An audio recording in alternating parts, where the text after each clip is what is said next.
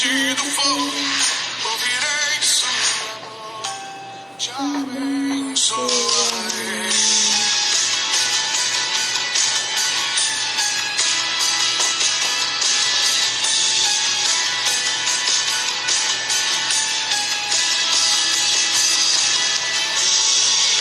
Sai de tua tenda, ó filho meu, que te mostrarei as estrelas do céu.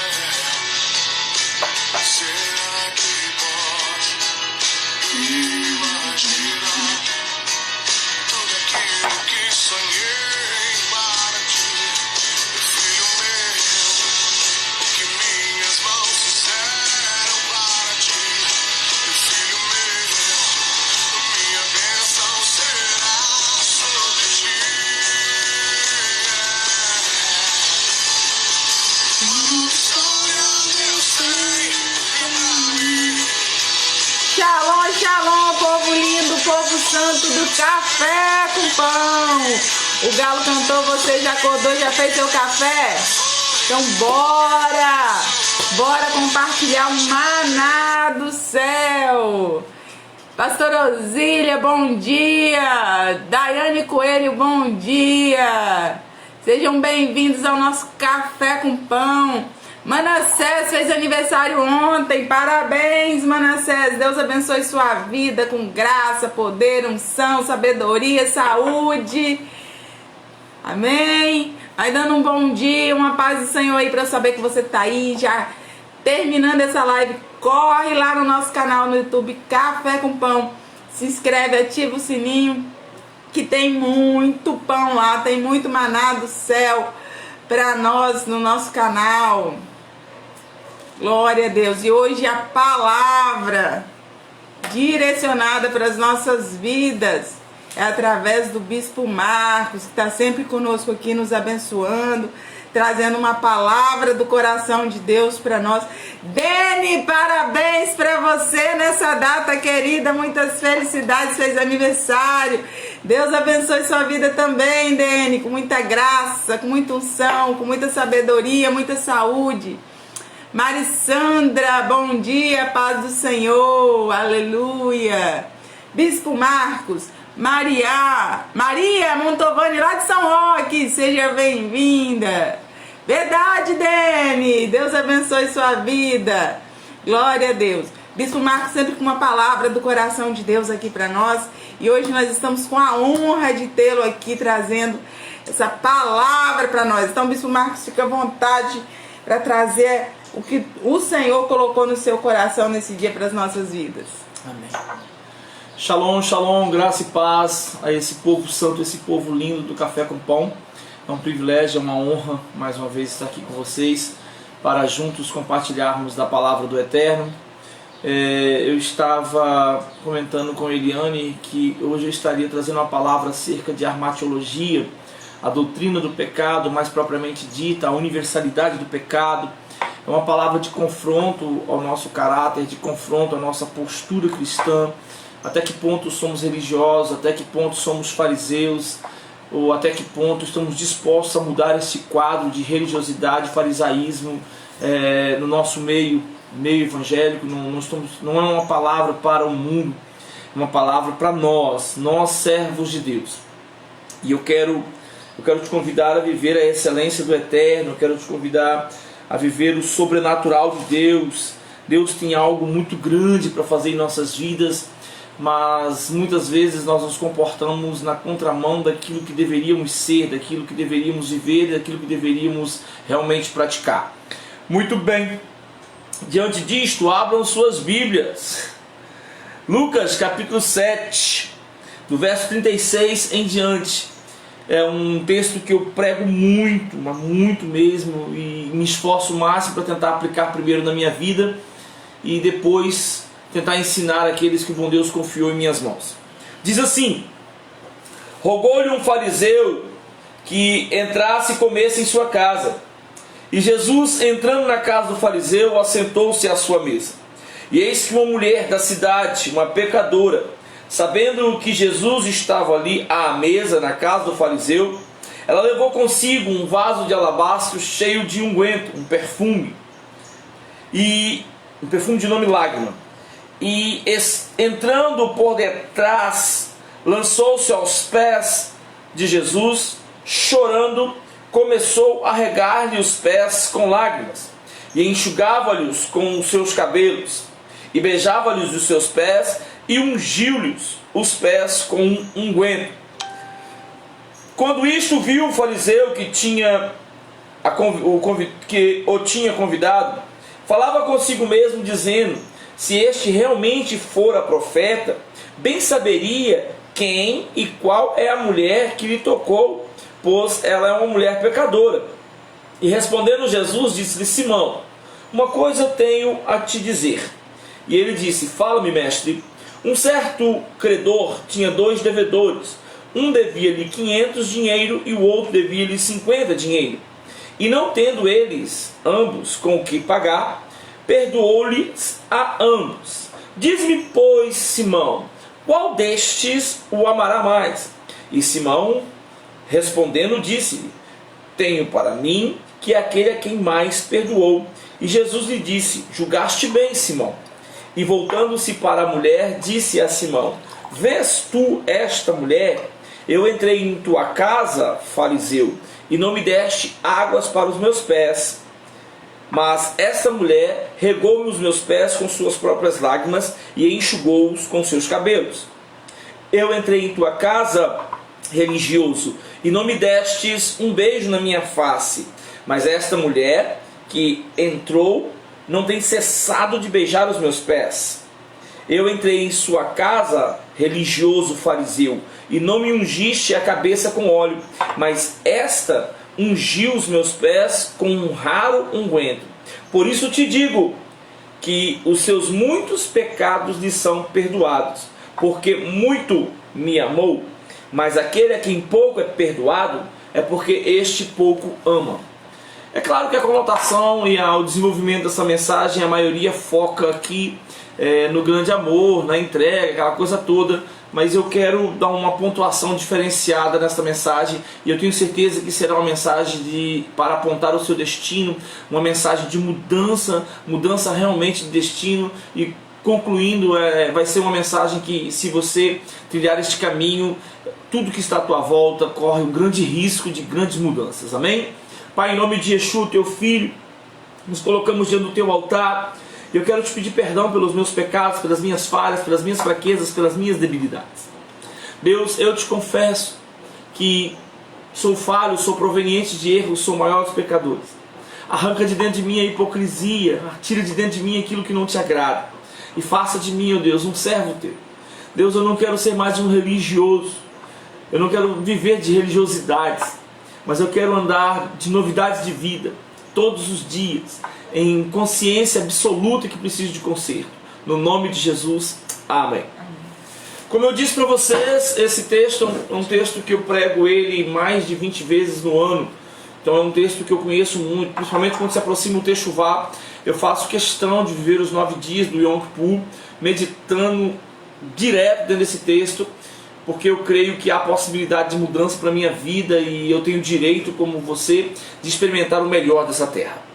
Diante disso, a história é muito simples, né? Quero aqui já tirar algumas colocações que não cabe, dentre elas comparar esse texto com João capítulo 12, verso 1 a 11, porque ali quem joga o unguento é a irmã de Lázaro, né? Mateus 26, 6 a 13, a casa lá é de um leproso. Marcos 14, 3 a 9, mostra também que os textos não coadunam. Então esse fato aqui é um fato único, é um fato singular. E a pessoa aqui apontam diretamente como se fosse Maria Madalena. A maioria concorda com isto, então vamos caminhar dentro desta linha. Embora a identidade da pessoa aqui, para mim, pelo menos para mim, Bispo Marcos, não muda muito. O que me chama a atenção é a atitude, o que chama a minha atenção aqui é a vontade realmente de mudança da vida dessa mulher. Vamos à história. Jesus de Nazaré está pregando em Naim, na praça pública, e depois de ministrar de forma ousada a palavra do Eterno e e ser usado tremendamente para fazer milagres, um religioso fariseu querendo marcar ponto, querendo ficar bem na mídia, se socializar e causar uma boa impressão, ele vai convidar o Nazareno da Galileia para entrar na casa dele. Esse camarada aqui também para mim é um exemplo, porque muitas das vezes nós convidamos tanta gente para entrar na nossa casa, né?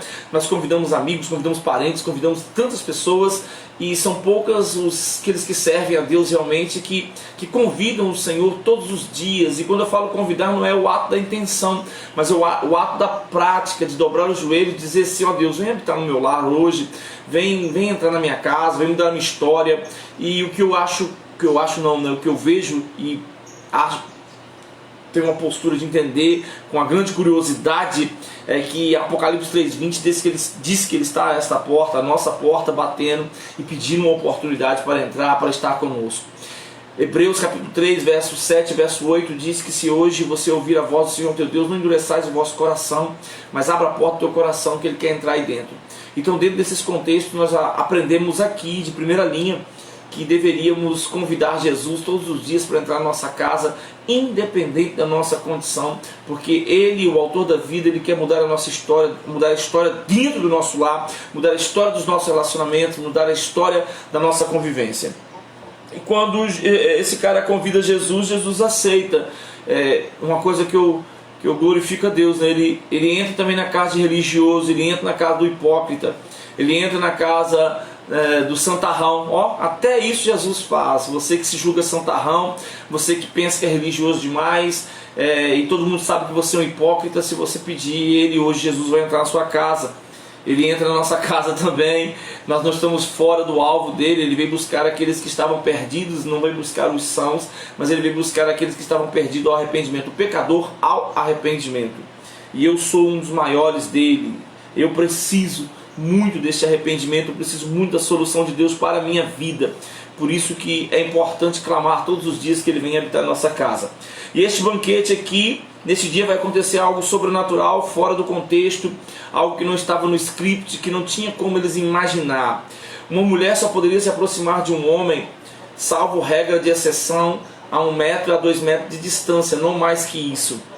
E aqui nós temos um complicador, um fator complicador de intensa gravidade. Esta mulher, ela era uma das prostitutas, segundo apontavam, né? Era uma pecadora de Naim. Ela tinha alguns probleminhas ali que não era muito bem reconhecido, aceito pela grande maioria. A Bíblia vai dizer em Deuteronômio, em Levítico, que quando uma pessoa impura chega diante de um banquete, toca no banquete, todo aquele banquete torna-se impuro. A Bíblia classifica esse ato um ato terrível, um ato digno de justiça e justiça severa. Então nós aprendemos aqui, observamos aqui que o quadro histórico mostra que essa mulher, ela teve uma atitude muito ousada, ela teve uma atitude muito intrépida, muito corajosa. Ela colocou a vida em risco no objetivo de perder a estrutura física, mas conservar a sua alma. Ela está buscando algo que vá favorecer a sua vida espiritual, e em detrimento a isso, ela se sujeita ao risco de uma condenação de açoites, de uma condenação de prisão, porque ela está entrando na casa de um fariseu, de um camarada que era bem relacionado. Ela está entrando num banquete de homens. Então tudo aqui é complicador, tudo aqui mostra que não é fácil chegar a esse nível, ou os riscos que ela corre são riscos assim realmente grandes e graves. Então aqui eu admiro muito a postura dessa mulher, porque ela está buscando solução para os seus problemas, ela está buscando solução para a sua situação. Ela está cansada de viver de religiosidade, ela está cansada de viver naquele erro, e ela agora quer conserto para a vida dela. Agora que ela quer encontrar a solução, ela não está se importando com aquilo que vai acontecer com ela dentro de um contexto físico, político e social, mas ela está muito preocupada em resolver a sua situação espiritual, colocando como primícia a sua vida espiritual. E eu acho isso muito lindo. Eu tenho uma admiração muito grande nas pessoas que conseguem desenvolver a sua inteligência espiritual em detrimento da sua inteligência emocional ou a sua inteligência cognitiva. Eu aprendi logo nos primórdios da minha vida ministerial que quanto mais cuidamos da nossa vida espiritual, mais sucesso nós temos nos dois outros níveis. E isso é muito importante. Quanto mais nos abastecemos espiritualmente, quanto mais nos consertamos espiritualmente, quanto mais tratamos a nossa vida espiritual, mais prósperos nos tornamos em todos os outros níveis. E falo como o apóstolo Paulo nessa manhã, que você vá bem na sua vida espiritual, na sua vida emocional e na sua vida física. O desejo do coração de Deus é que você alcance os 3 níveis em estabilidade, se torne equânime, equilibrado dentro do seu contexto de vida. E quero te dizer mais, você não é um homem emocional, você não é um homem carnal. Eu quero profetizar na tua vida que você é uma pessoa espiritual. Toma posse, receba e reestrutura toda a sua condição espiritual, para que então você venha ter sucesso nos 3 níveis. Aquilo que você dá mais importância é aquilo que tem valor na sua vida. Eu ensino isso muito aos meus discípulos. Muitos de nós somos tendenciosos a dizer que nós temos Deus como primícia, mas isso é mentira. Porque o primícia é aquilo que vem primeiro. Se você acorda e faz outras coisas primeiro, antes de se colocar diante de Deus, você não tem Deus como primícia e não adianta você dizer que tem. Porque contra fatos não há argumento. Então que você tenha a primícia da sua vida espiritual como mais importante para a sua vida, amém? E essa mulher, ela vaza aqui toda a guarnição que estava ali naquela porta, e ela entra nesse banquete e arrasa com o banquete de Simão. Ela destrói o banquete de Simão. Ela acaba com toda a estrutura do banquete de Simão. O condicionamento religioso, social que estava acontecendo ali, ela simplesmente entra no cenário e moe aquela situação. Ela simplesmente aniquila com toda a possibilidade agora deles continuarem fazendo a refeição ou de continuarem tendo qualquer tipo de atenção, porque ela simplesmente toma a cena para si. Está na hora de você tomar a cena na sua direção, deixar de ser coadjuvante e se tornar realmente o artista principal da tua vida. Você tornar-se o senhor da sua história, dentro de um contexto de físico. Não estou falando aí de Deus. Eu creio que Deus é o senhor da sua história, embora você não tenha dado muita oportunidade para que Ele venha agir na sua história. Está na hora de você mudar o quadro, tornar-se aí o ator principal da tua história e começar a escrevê-la, porque tudo que acontece com você não é culpa dos outros, não é culpa sua. Se hoje você está na condição que você está, não é culpa do diabo, muito menos de Deus, é culpa sua. Suas escolhas determinam quem você é. As suas escolhas determinam onde você vai chegar. Essa mulher escolheu correr riscos. Esta mulher escolheu mudar a história. Esta mulher escolheu dar um ponto final numa vida de dor e iniciar uma vida de sucesso. Então a situação dela mudou a partir dessa data. A sua situação pode mudar agora, mas você precisa tomar uma decisão. Você precisa tomar a decisão da sua vida e parar de ficar culpando as pessoas e começar a correr riscos. E ela então entrou naquela cena ali e causou o furduncho. Mateus capítulo 21, versos 31 e 32 fala que os fariseus odiavam 2 classes de pessoas, os 2 P's, publicano e prostituta. E eles classificavam as duas na mesma linha. Eles entendiam que publicano e prostituta não tinham diferença. Os dois eram igual, condenados, réus do inferno.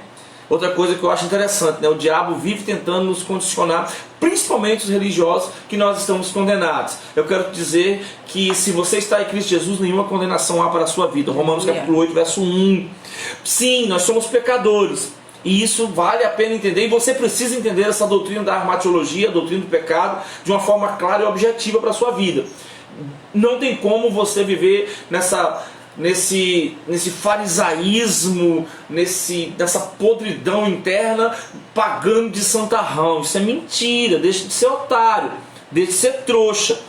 Quem conhece um pouquinho de Bíblia sabe que isso é mentira. Então essas pessoas que ficam pagando de santarrões, a gente que conhece um pouquinho, a gente começa a rir, não quer deixar ela mal, mas a gente sabe que isso é babaquice, a gente sabe que isso é mentira. E assim como eu, que conheço um pouquinho, tem gente que conhece muito mais do que eu. E aí você fica pagando mico. Você fica pagando mico. Tem tanto tempo que eu não peco. Larga de bestagem, rapaz. Larga de ser trouxa. O que faz a diferença na nossa vida não é se pecamos mais, se pecamos menos, não. É se estamos dispostos ao arrependimento. Conseguiu pegar a visão? Conseguiu pegar aí? Ah, bispo, mas a Bíblia diz que nós deveríamos não pecar. Lá que você é doido. Me mostra onde é que esse trem está escrito. Que eu vou te mostrar 16 textos dizendo que nós somos mais que pecadores, meu irmão. 16 porque eu quero ser modesto com você, porque existe muito mais. Vamos caminhar aqui para você entender isso aí. Então ela vazou a situação ali, mesmo sabendo que ela não era bem-vinda. Porque os fariseus, os religiosos, eles não amam pecadores. Essa raça não se importa com as pessoas. Essa raça se tranca e fica lá, capiteiro, bater na porta, Essa raça é assim. Eles não estão se importando que as pessoas estão indo para o inferno. Esse que é o dele. Eles querem o deles. Querem o deles na direção deles. E nem querem dividir não. Querem o deles para eles e acabou. Porque eles querem morar no céu. Eles querem esse céu de qualquer jeito e não estão nem aí para a voz do Brasil, amigo. Mas as pessoas que realmente entendem que são pecadores, sabem que a vaga deles está nas mãos de Deus. Você crê nisso? Porque eu sou pecador e eu creio no Deus que me chamou porque eu sou pecador. Deus não me chamou porque eu sou perfeito, não. Deus me chamou porque eu sou pecador, porque eu sou falho, porque eu preciso de conserto. Foi por causa disso que Deus me chamou. Pelo menos o que está escrito em Mateus capítulo 9, verso 13. É o que está escrito. Deus nos chamou porque somos pecadores. Ele diz, ó, ide e aprendei. O que significa? Misericórdia quero e não sacrifício. Ele diz que o valor de uma alma que se arrepende é maior do que o mundo inteiro. Lucas vai escrever isso no capítulo 15. A Bíblia ela dá uma importância gigantesca ao arrependimento e não à hipocrisia.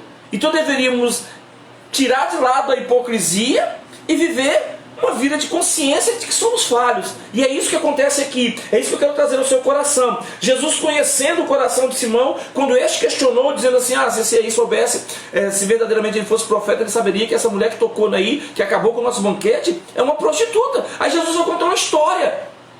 Jesus vai dizer, Simão, existem 2 devedores e um credor. E existe uma pessoa que deve aí 500 barão para esse cara. E a outra deve 50. Um deve 50 e um deve 500. E então esse camarada perdoa a dívida dos 2. Simão, fala para mim qual que vai se aproximar mais. Quem é aí que vai se importar mais com esse cara, que vai ter um sentimento de gratidão na direção desse rapaz. E então Simão diz, olha, eu não sou muito bom de matemática, mas aqui na minha falsa modéstia eu quero dizer para o senhor que deixa eu pensar aqui, deixa eu somar aqui na minha mente. Acenda as luzes na minha direção, por favor, as coloridas. Revelação, que deve 500. Mas Jesus acertou, miserável. Realmente, quem deve mais que lhe perdoa, ama mais. Você acertou, Simão. Aí Jesus faz o comparativo, né? Jesus diz, você é bom, você deve só 50, né? Mas ela deve 500, cara. Mas não é sobre isso, quem deve mais, quem deve menos. Eu quero dizer que todo mundo deve. A história aqui te faz entender que um deve pouco, deve mais, mas todo mundo deve. Você é apóstolo, você deve. Você é pastor que está me assistindo, você deve. Você é evangelista, você deve. Eu devo, a bispa deve, todo mundo deve. A diferença é que alguns não aceitam.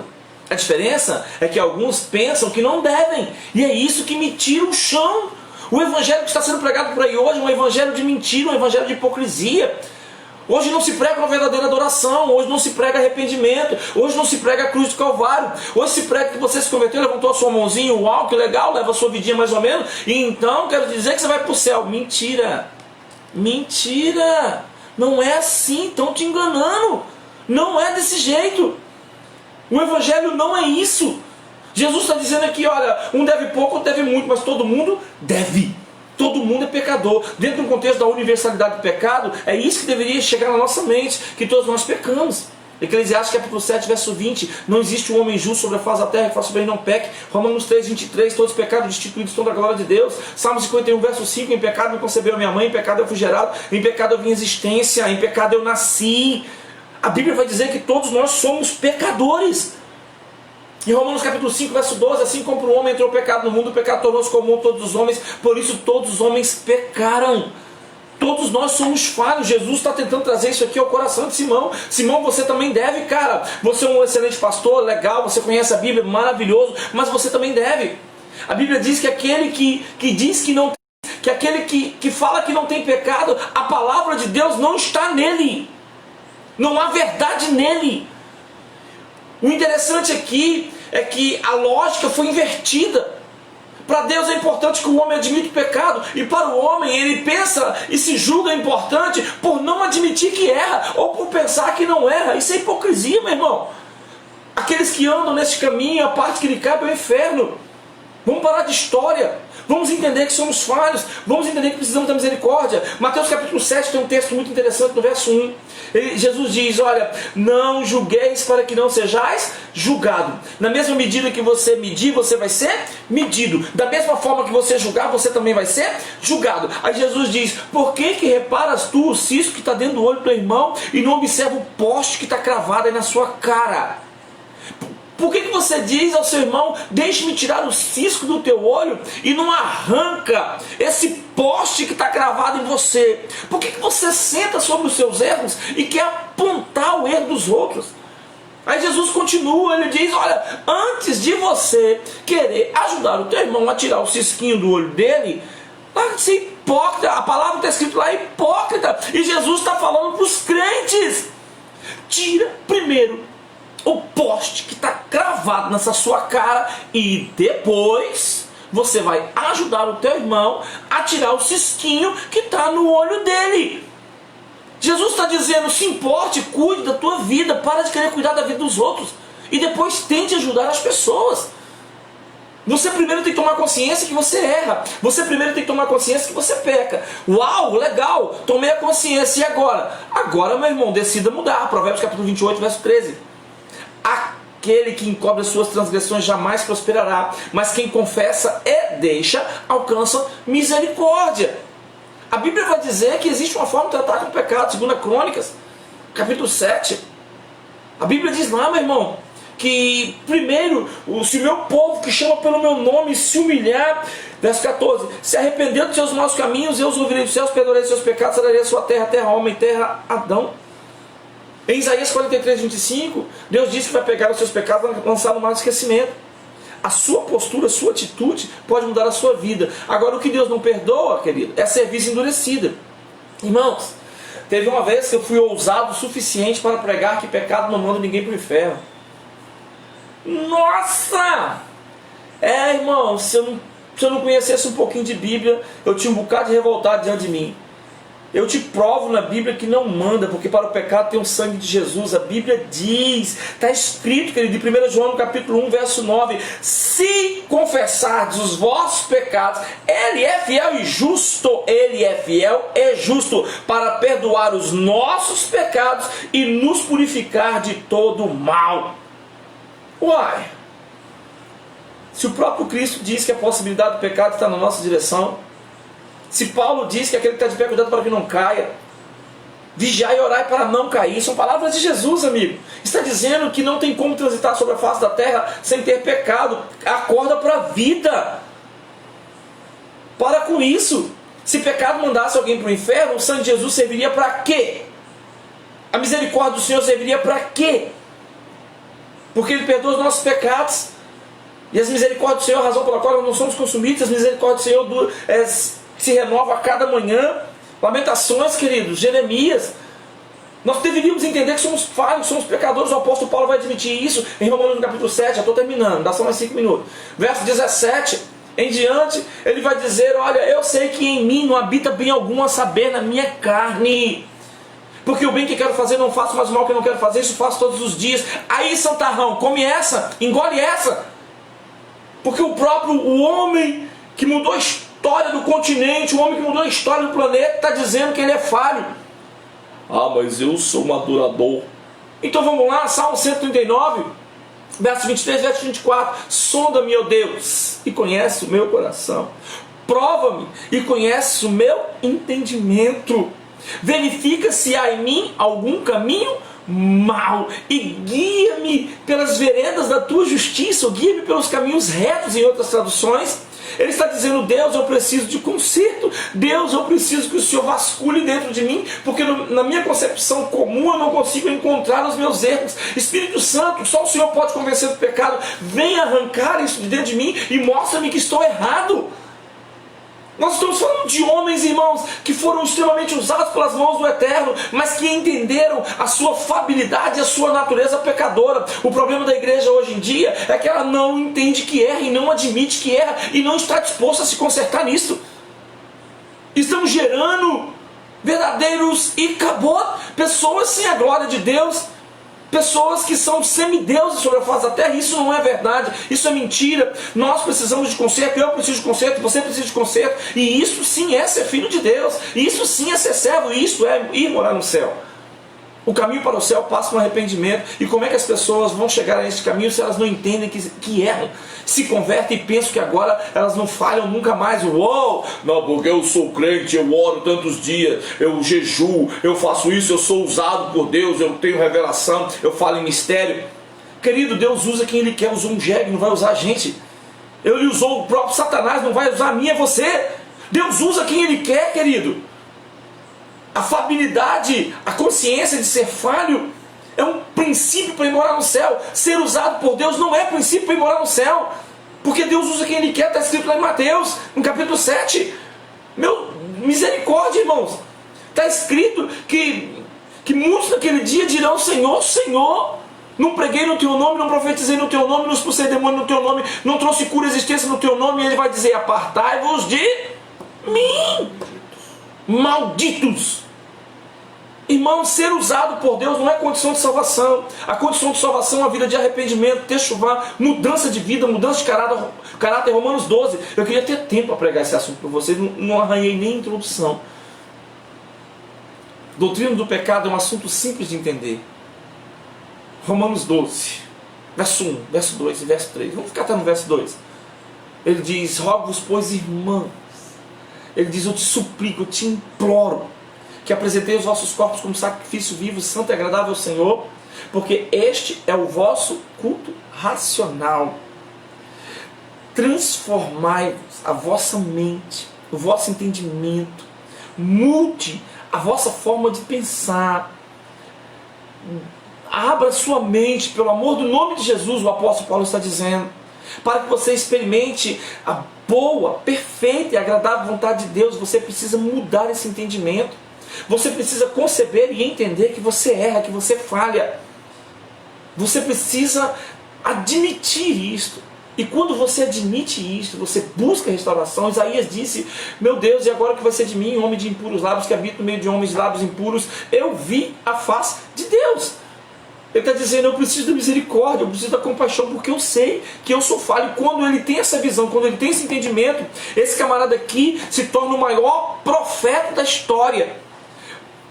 O fato não aconteceu antes, o fato só acontece depois que ele tem essa revelação de que ele é falho. Deus tem tentado mostrar para mim e para você que nós somos falhos, mas nós não queremos perceber.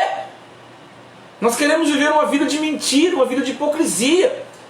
Nós queremos viver uma vida de juízo. Nós não queremos ter uma vida de entendimento que nós erramos. Nós nos julgamos melhor. Tem pessoas que não admitem que erra. É um inferno. Não admite que erra de jeito nenhum. Só tem uma coisa que pode te mudar para o inferno. Provérbios 29, 1. Aquele que endurece a cerviz, não tem coragem de se dobrar, de admitir que erra. A Bíblia diz que esse será quebrado, moído, esmagado, sem que para ele haja esperança ou cura. Misericórdia, irmãos, é tempo de arrependimento, é tempo de nos voltarmos para Deus, é tempo de se achegar ao verdadeiro avivamento. Eu sei que eu já ultrapassei, peço perdão a você que me ouve. Vou encerrar aqui, não vou continuar, mas nós precisamos nos consertar. Eu preciso me consertar. Eu, como igreja, preciso me consertar e entender que se estou nessa situação é porque eu escolhi o erro em detrimento ao acerto, e agora eu preciso abandonar o erro e voltar-se para o acerto. Techuvá, tempo de mudança, tempo de conserto, tempo de admitirmos que erramos, porque aí sim virá o verdadeiro avivamento, e isso é rota para a santidade. Santidade, que coisa interessante! Santidade não se fundamenta em pensar que não erra. Santidade, um dos maiores princípios, está na natureza humana, reconhecer que erra. Caraca! Misericórdia! As pessoas ensinam que santidade é ser certinho. Não, está errado. A Bíblia diz que não. A Bíblia diz que santidade é você entender que você erra. Misericórdia. Amém. Eu amo vocês. Obrigado por estarem nesse tempo comigo. Vamos crescer juntos. Um beijo no seu coração. Quero sim ter conserto e me consertar assim como você. Te amo. Paz. Se deixar, ele fica o dia inteiro aqui pregando pra gente, né, gente? E é bom demais ouvir o Bispo Marcos pregando. É sempre uma fonte de sabedoria inesgotável esse cérebro. Glória a Deus por isso. Mas vamos orar antes de terminar esse Café com Pão. Quero te agradecer por estar aqui conosco no nosso café. vai lá no nosso canal, no YouTube, Café com Pão, se inscreve, ativa o sininho, tá? Porque tem muito maná do céu lá pra nós. Quem é esse Alexandre? Bispo Alexandre lá de Bispo Teixeira. Alexandre, meu Deus, grande homem de Deus, Sidney aleluia. Xavier. Que abraço, Cid. Juliana Peri. Marlon. Maria Lúcia lá de Jacaraípe, Lohane Bragonce, Bispo Washington. Aquele abraço, Bispo. Dene, Rosemary Primo, Maria Lúcia. Glória a Deus. Manassés, Pastor Osília, Dayana, tem um monte de gente aqui. Glória a Deus. Bênção. Obrigado por você estar nos assistindo, nos acompanhando. Não deixe de curtir, dar o seu likezinho. Temos assim nos esforçado para te servir. E vou dizer, hein?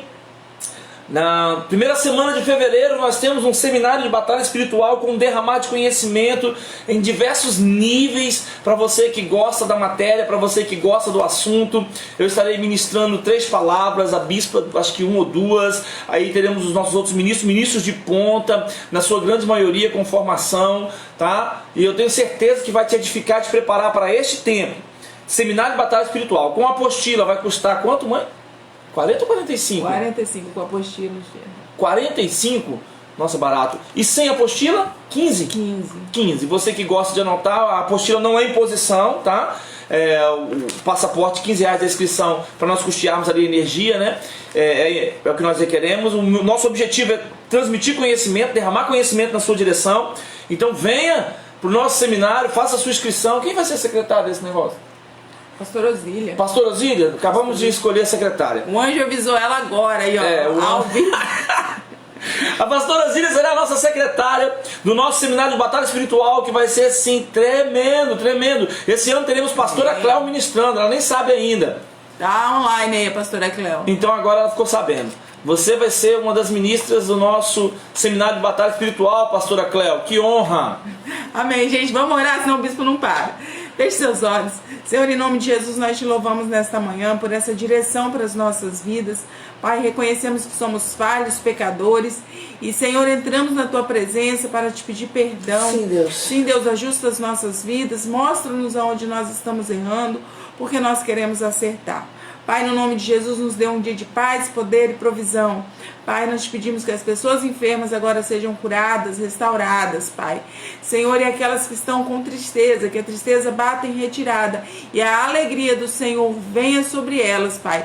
Que elas tenham um dia de paz e alegria, no nome de Jesus. Amém e amém. Deus abençoe sua vida e até o próximo Café com Pão, se o bom Deus permitir.